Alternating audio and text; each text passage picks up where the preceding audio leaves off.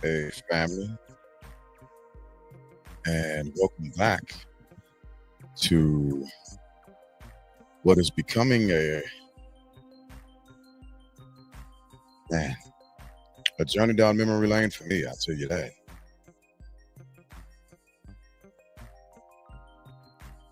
Today is episode 5. I'm down to 4 days left in the United States Army, and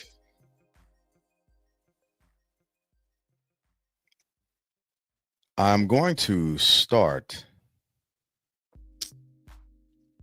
today's episode. I won't have many pictures today. This is going to be more story time and a lesson for younger soldiers.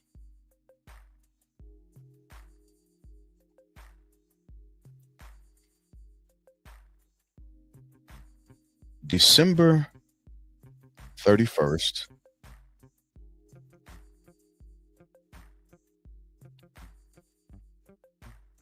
I can't remember exactly which year anymore.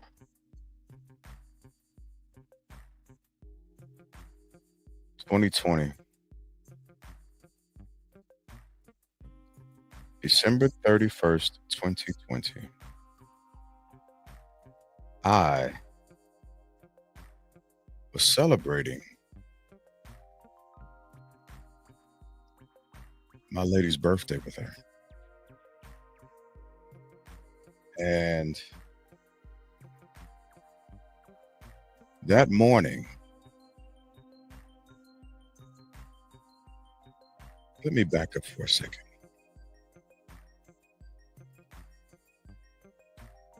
So at this point, I am in transition from the 351st Civil Affairs Command to the 356 Logistical Support Battalion.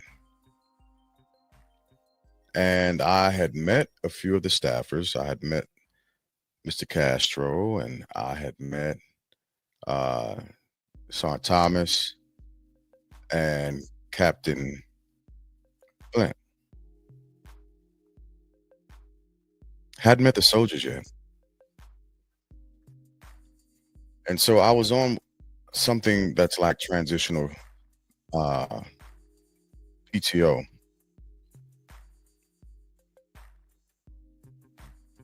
And I woke up that morning and I remember my left wrist feeling really off. It was just it felt as if I had slept on my left wrist wrong. And no matter what I did, I could not shake it. It stayed with me all day.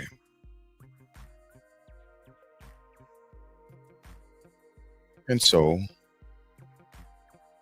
I didn't let it get me down too much. I did what we do as soldiers and I pushed forward, right? I continued to do what I needed to do because I had things planned out on this particular day. My lady's birthday, and she wants me to cook. And well, if I'm going to cook, I got to show off a little bit. And so she wanted a seafood boil. So I obliged. And I moved forward with the plans of the day. We went shopping and we got everything that she wanted. She wanted to eat shrimp, crab legs, scallops, corn on the cob, andouille sausage, all that great stuff. And I'm right-handed, and I generally hold the whatever I'm chopping up with my left hand as a brace, and uh, I actually cut with my right. But I was having trouble doing that. Not a little trouble, but a lot of trouble. If you look at that picture again and you look at my left wrist, and I'm just now noticing this, but my hand started swelling up. My wrist just continued to hurt. It was off. It didn't feel right. But I continued the day. And let me see if I can find some pictures of that. But as we continued the day, I noticed that the the pain wasn't going away. And I began to get worried. Now I had finished cooking at this point, and I was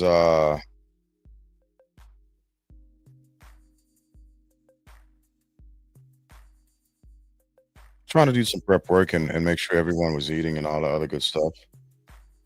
And I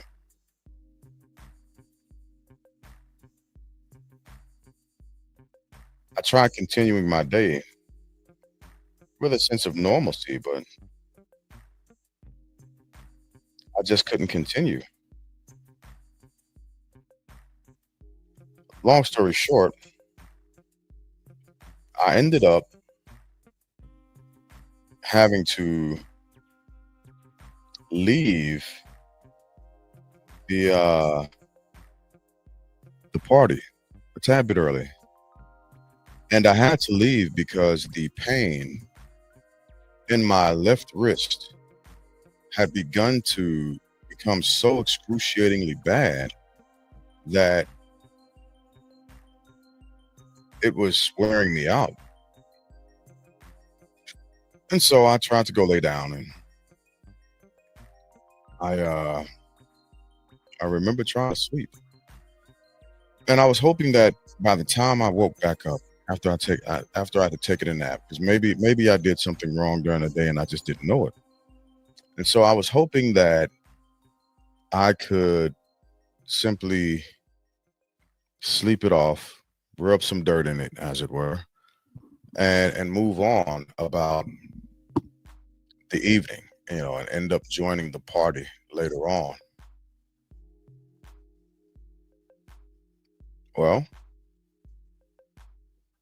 I tried to get back up and hang out for New Year's, if memory serves me right. And um, maybe I stayed up for New Year's. I can't remember.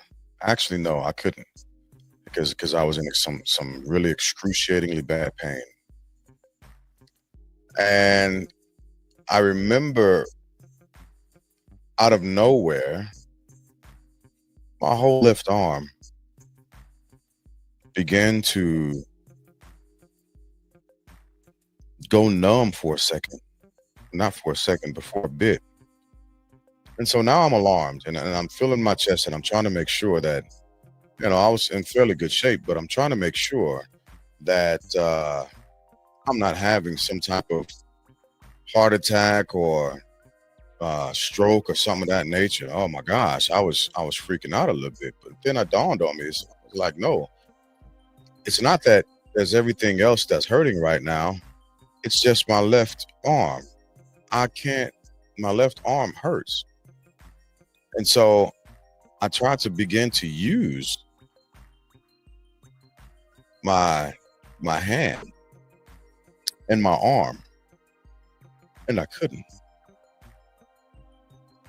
And it felt so bad that I thought it had broken. I thought I had you know, I may have slept horribly wrong, and I broke it somehow that I couldn't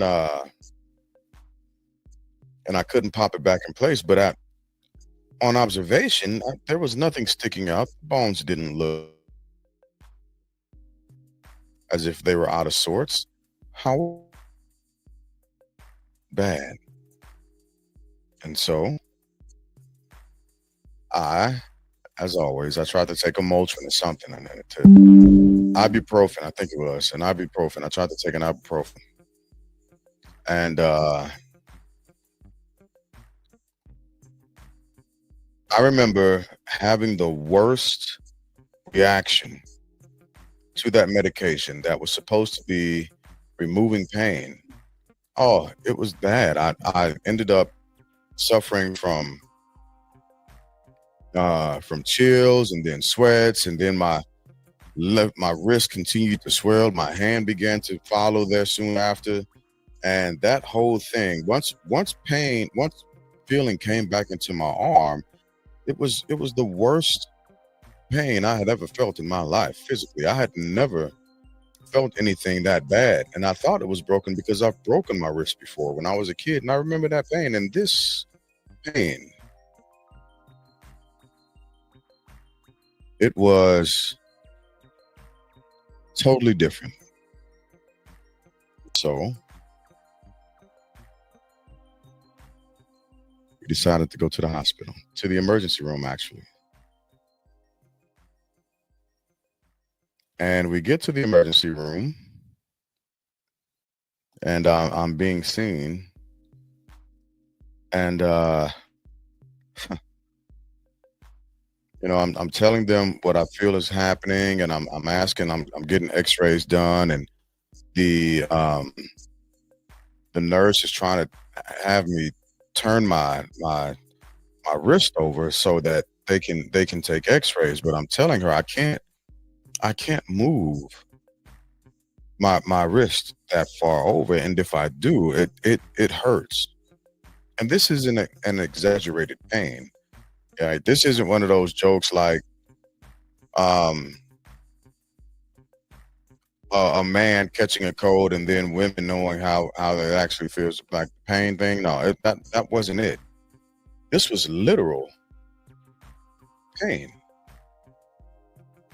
And so I'm cradling at this point, because if I put my arm down and it touches a surface, it hurts. If if something rubs across it, it hurts. If anybody touches it, or it felt like at the time, if somebody even looked at it, or if it looked like somebody was thinking about my left wrist, that joker was hurting. Yeah, it's just felt like that pulsating hit after hit after hit that just continued to increase in pain. I began to sweat because of this, and I've got a fairly high tolerance for pain. I can shake some stuff off, but this wasn't going anywhere. And before I knew it, out of nowhere, out of nowhere, I was talking to the nurse, and my right hand and wrist began to experience the same symptoms. And I remember looking at the nurse and telling her, uh-oh, the same thing is happening on the other side. And before I knew it, I had lost sensation and feeling and the use of my right arm and my right hand. And so I'm thinking, Lord have mercy, what is going on right now? What did I do? Did I eat something that I'm allergic to? I'm starting to think, what am I allergic to? I don't have any allergies. Did I hit something? And where did this pain all of a sudden come from? Did somebody do something to me when I wasn't looking?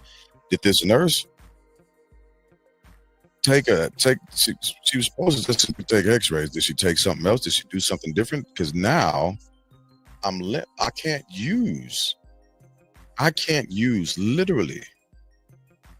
This isn't figurative. Nothing about this part is going to be figurative. But I couldn't use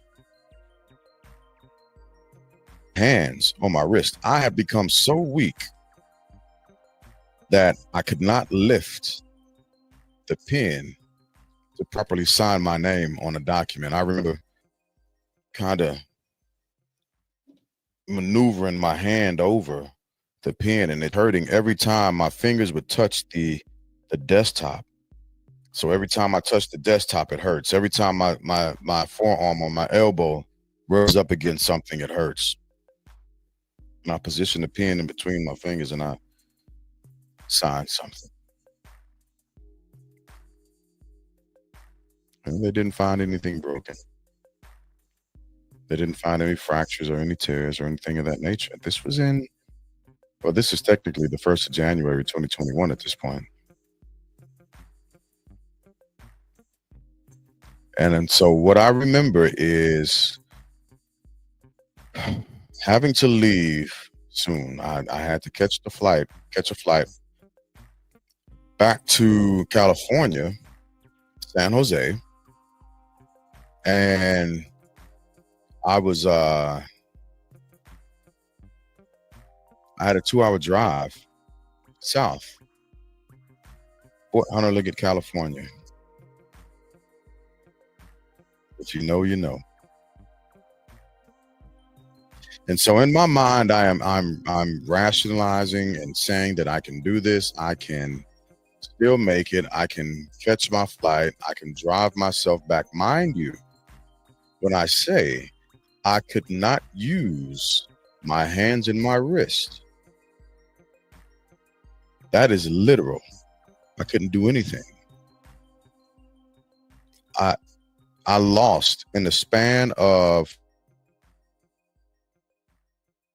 roughly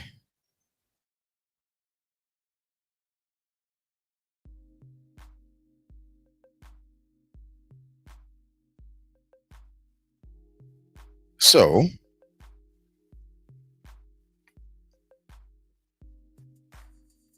my beautiful lady, the spur of the moment, at the drop of a dime, buys a ticket,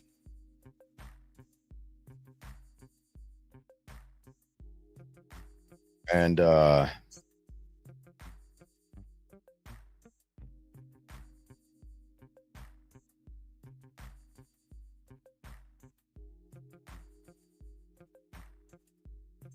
couldn't I couldn't pick my book bag up to put it over my shoulders. My hands, not at all. I wouldn't have been able to drag or carry a suitcase. As a matter of fact, when we got to the airport, I had to use a wheelchair to get on the plane. And once we got off, and while on that flight, my hands and wrist hurt so bad for the entirety of that flight for several hours that for the first time in my life, I passed out because of pain. And so we make it back to California. We're enduring. I'm enduring. And we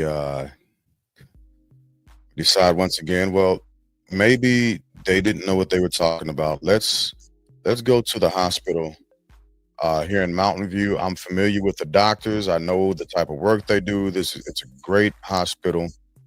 And if they can't figure this out, then I'm in trouble. Well, folks, this is the height of COVID. And it's actually cold in Mountain View at this point, oddly enough. But and so to get inside, you have to take the nose test thing, and I do, and I'm waiting outside, and the nurse that is administering it is looking at me, and I'm looking at her, and I tell her, "Listen, I can't use my hands and my wrist. You're going to have to do this for me because I can't pick it up." And she's looking at me, and she's looking at my size, and she's like, "You can't pick that up." I'm like, "No, I can't pick that up. You're going to have to administer this for me." And so she did. She finally, I guess she relented and began to believe me for whatever reasons. And so go through that process and come back with a negative test. And so I go inside the hospital. Golly. And They begin to check my vitals, and I tell them, listen, don't put that blood pressure machine on my arm, because what you're going to do is going to restrict my blood flow. And as soon as that thing is released, once you take it off, all that blood's going to rush down and it's going to hurt. When I tell y'all I wanted to, if I could have, if I had any strength to do it, I would have started slapping people as much. She took that thing off, the blood rushed through my body, and I began to sweat. I started sweating because the pain hurt so much. And then they were like, well, your blood pressure's high. And I said, no shit, Sherlock. That's what happens when you're in pain. Oh, you got a high temperature. No shit, Sherlock. That's what happens when you are in an extreme pain. When you're in extreme pain, these are the responses that your body gives. You're going to have a high fever. You're going to begin to sweat. And they asked me, are you hot? No, I'm hurting. So they stick me in a room. They begin to take blood. And if you know anything about me, I am deathly afraid of needles. Yep, I said it. And I'm afraid of thunder, lightning as well. But at this point, I didn't care. I wanted them to do whatever they needed to do, take as much blood as you needed to take in order to figure out what the hell's going on with me. Long story short, they didn't know. Spent several hours in the hospital waiting for them. And they didn't know. And so Maya graciously stays with me, and she drives me several hours back to Fort Hunter Liggett.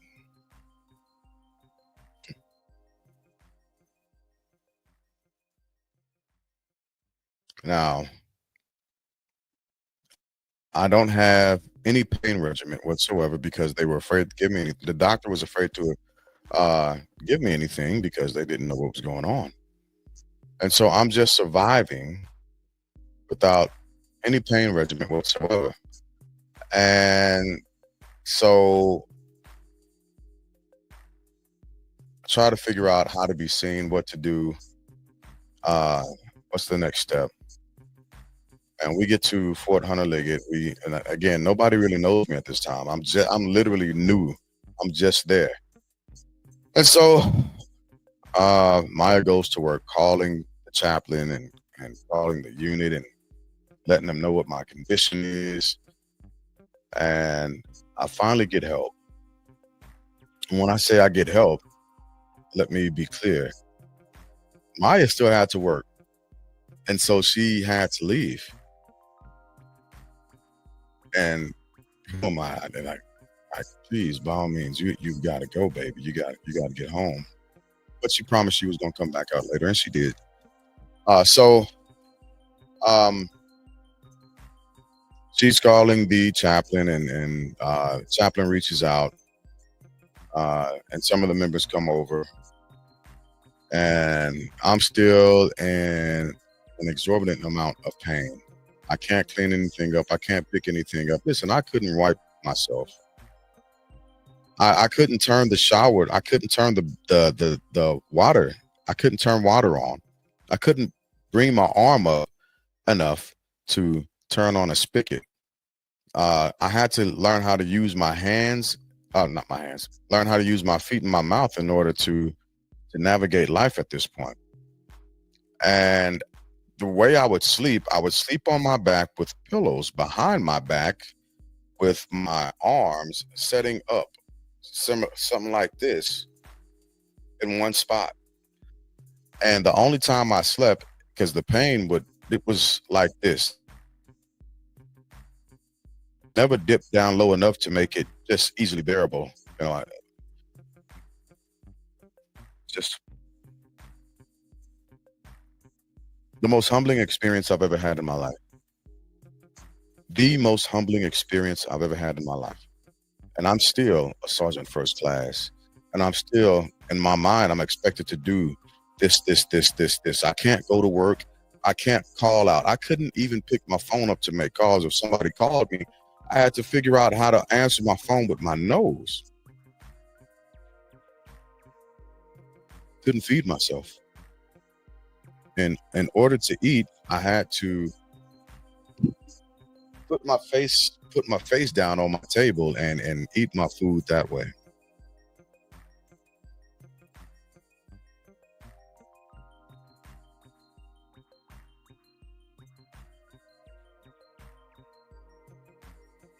Taking a bath, the only way I took a bath was kind of like slithering in the tub one way, turning the water on with my feet, making sure that the water didn't drain out, uh, struggling to turn the water off, having the bottle of soap down by my feet so I could just pump soap out. I couldn't scrub. I was just happy that I, I was in water, and to get out was it was a whole show.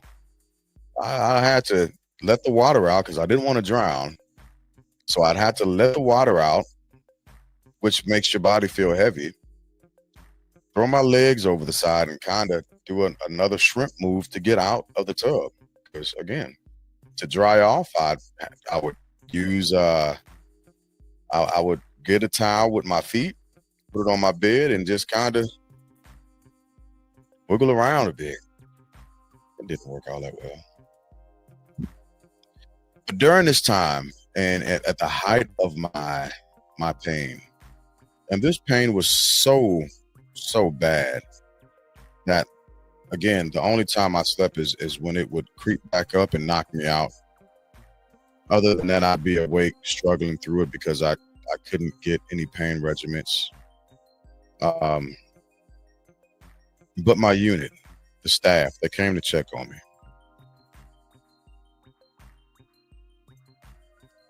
At the time, Captain Jed Flint, Mary Vale, Manny Castro, and they saw the condition that I was in. And Manny promised Maya that he would take care of me. Now, let me make this clear also.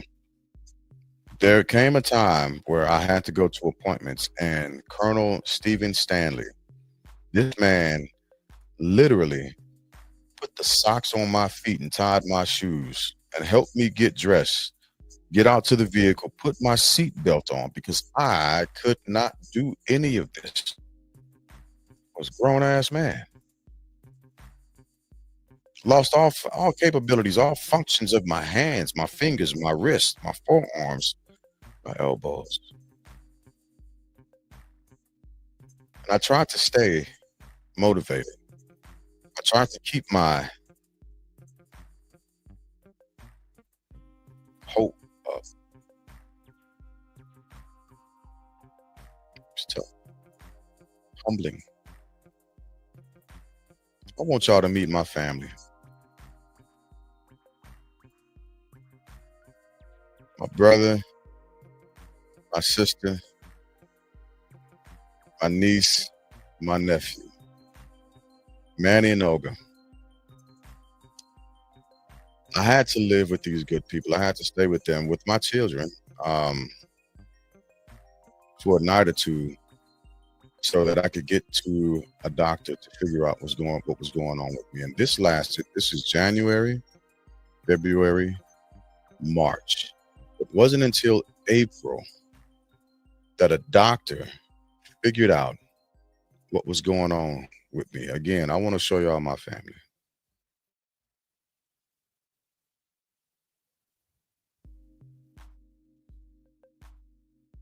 That man kept his word.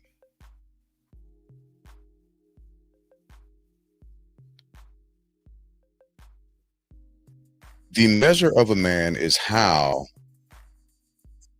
they handle pressure and stress, but more so how they keep their word. A man who can't keep his word is a man that's not fit to lead, is a man that's not fit to be trusted. I'll even say a person in general that can't keep their word, can't do anything with them.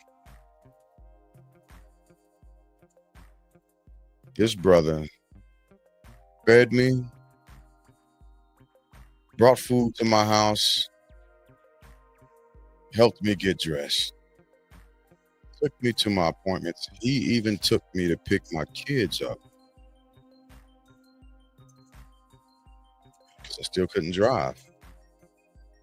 There was one point during one specific weekend, I had my babies, and I had to take them back early because I couldn't do anything with them. I just couldn't. This came out of nowhere. I just woke up one day, and this is what happened to me.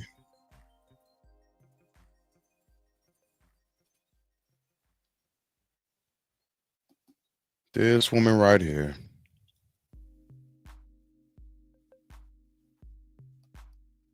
and these wonderful people right here.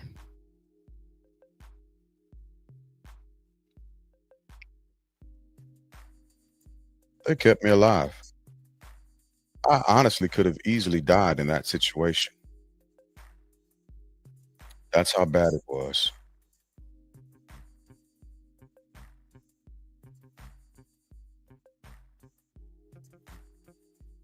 And so this segment is actually dedicated to Maya, Manny, Olga, Olga. What I heard my accent come out. Olga,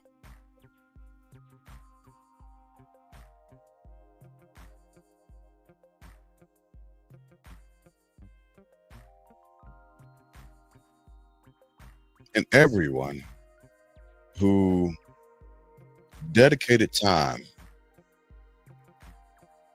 to help me. There were nights that I cried the whole night and was just done, just tired. I asked if it was at all possible. I asked to die. I had a conversation because during this time also, my grandmother, my father's mom, had passed, and I remember having a whole conversation with her. That's that pain will make you delusional. I remember asking, well, if it if I could stop hurting, I'd rather just pass away. I'd rather just die right now than continue to be in this pain. It was bad, but my family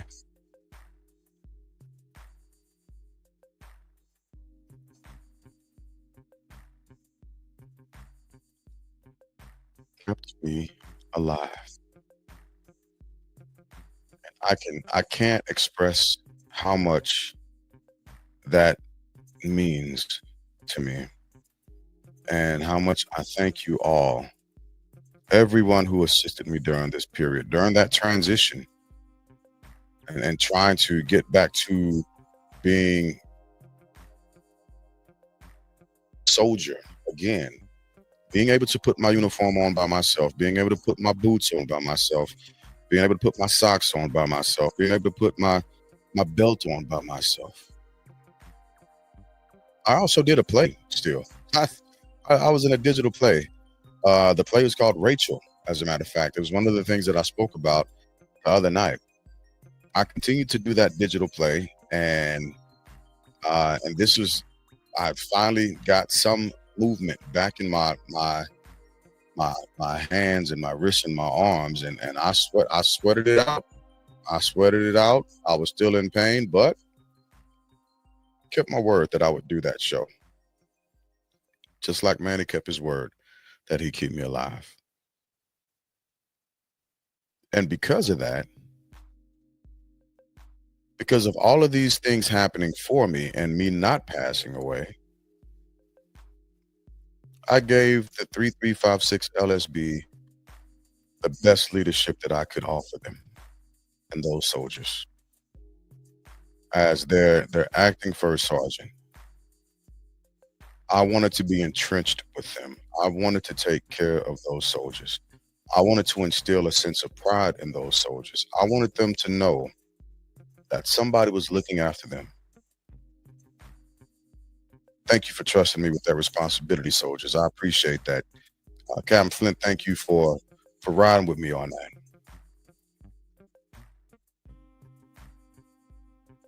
That's uh that's the main point of this actual episode. And I also want to say this to younger soldiers or to soldiers who are exiting. Listen, throughout these 8 days, I've been doing a countdown. Today, I've got 4 days left in the United States Army. Like I said at the top, go to sick call. I came up in the Army where going to get yourself checked on was frowned upon. Being a broke soldier was frowned on. This ailment, this rheumatoid arthritis that I ended up with, is the thing that has gotten me mid-boarded out of the Army. And it started 5 years ago. Take care of yourselves. Take care of those you love. And be about your word.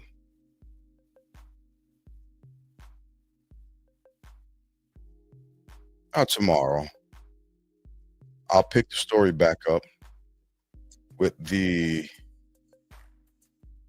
amazing soldiers of the 3356 LSB, the amazing team we had, the amazing leadership we had from Lieutenant Colonel Martins, who I think she's changed her name now to Brown. Just thank you all for giving me everything. And we're going to talk about that. I'm going to talk about that tomorrow. Y'all are still in my heart. And I'll share some things. I'll pull up some pictures and I'll continue to talk about from soldier to civilian in 8 days and give you as much information as I can about it. But that's going to be for tomorrow's episode. Countdown is real. And I'm feeling it now more than ever. That's why I can't do a long episode. Today's been a tough day. It's mentally draining. There's so much that's happening in 4 days. Everything changes. Everything changes. But the Army goes rolling along. So as I close out, I will share some pictures with you of me. Some you've seen before and some are new. If you haven't noticed yet, I've been building with these pictures for something special. Day 8.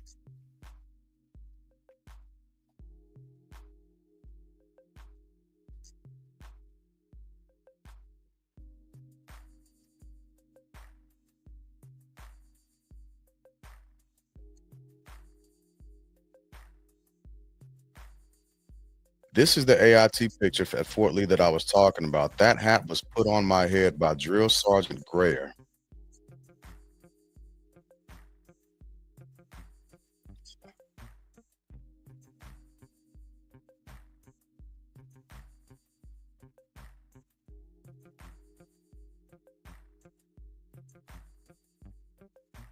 JoJo, you in this picture too, baby.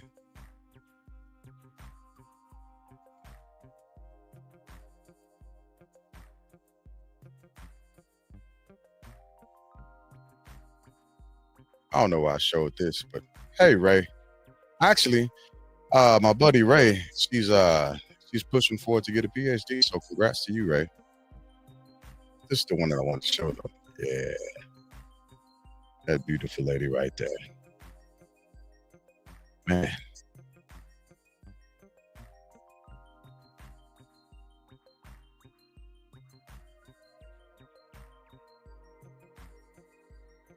Mm.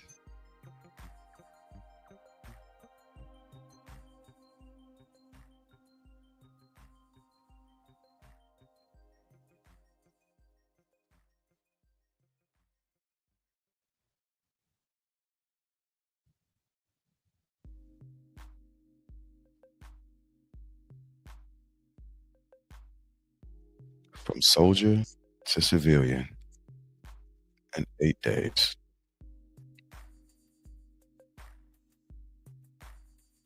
4 days left.